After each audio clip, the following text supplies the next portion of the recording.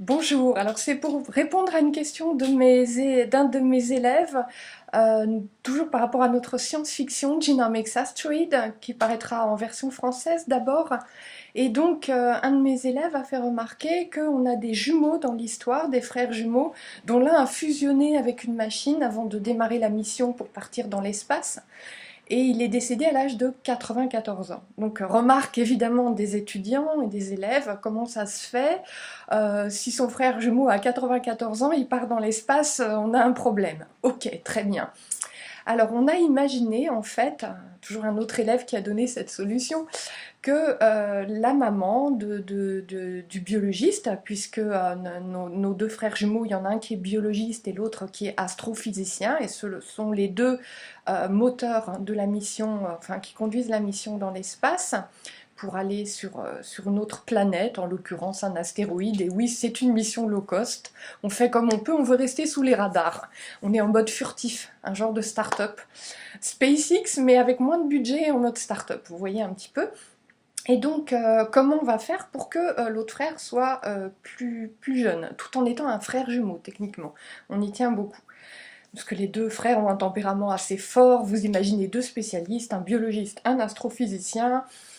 Bon, donc le biologiste a 94 ans, l'astrophysicien techniquement était son jumeau, mais la maman ne pouvait pas accoucher de deux bébés à la fois, donc l'un des embryons a été cryogénisé, congelé, tout ce que vous voulez, conservé, et n'a été réimplanté bien plus tard dans le ventre maternel pour lui donner naissance.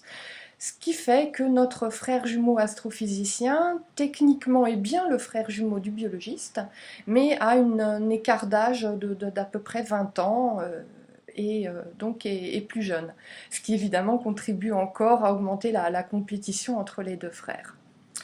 Nous rappelons que le frère biologiste de 94 ans, inspiré de Craig Venter, le célèbre biologiste vivant en Californie, inspiré, hein, ça n'est pas le vrai Craig Venter, désolé, en fait a fusionné à son décès avec une machine type IBM Watson, faisant ainsi accomplir un saut technologique prodigieux à l'humanité et inédit, en la dotant de l'AI, l'intelligence artificielle, prodigieusement intelligente et non plus faiblement intelligente, ce qui était la condition pour ce biologiste pour pouvoir conduire une mission transhumaniste, post-humaniste, enfin le terme que vous voudrez, pour faire évoluer l'Homo sapiens en restant sous les radars de tout ce qui est propriété intellectuelle, conglomérat politique sur Terre, qui est susceptible de freiner un peu les choses.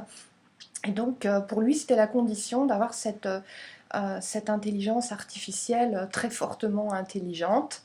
Et ce qui explique donc pourquoi un âge très avancé de 94 ans ne pose pas problème pour notre science-fiction, puisque c'est une nouvelle vie qui commence pour Hugo van den Boot, alias Craig Venter. Voilà, c'était pour répondre à la question donc de mon étudiant. Merci beaucoup pour oui, avoir fait réfléchir à ce sujet d'importance. Et à très bientôt pour de nouvelles aventures. Nous avançons toujours sur la rédaction de notre science-fiction Genomics Asteroid, qui paraîtra d'abord en français. Mes élèves sont basés à Irvine, Californie, pour la plupart, d'autres en Europe.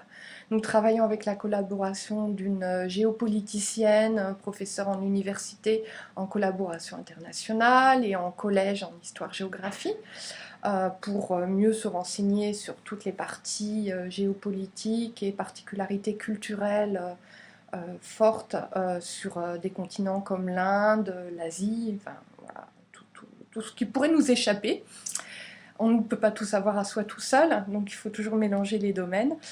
Et nous donc publierons cette science-fiction qui aura une trentaine de chapitres. Nous entamons cette semaine le chapitre 9 et nous avons déjà bien esquissé une vingtaine de chapitres et de toute façon on a aussi écrit une cinquantaine de fragments.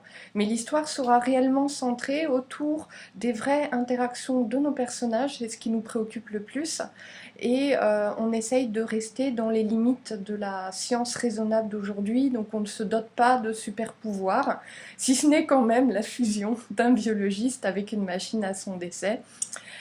Mais à part ça, on essaie vraiment de rester dans la vraie science.